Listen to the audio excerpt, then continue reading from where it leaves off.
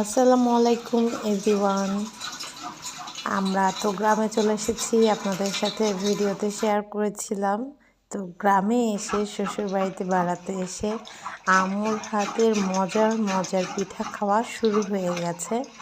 এই তো আজকে আমার শাশুড়ি পোয়া পিঠা বানাচ্ছে। এখানকার লোকজন পাকান পিঠা বলে এটাকে, তো আমরা ঢাকায় এটাকে পোয়া পিঠা বলি। তো এক এক দিকে এক একটা নামে আসলে এটা পরিচিত।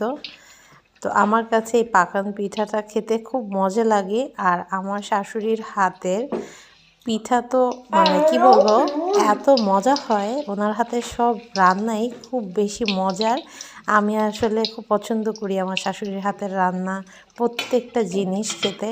আর আম্মুর পিঠা বানানো থেকে শুরু করে প্রত্যেকটা রান্নাই খুবই খুবই টেস্টি হয়।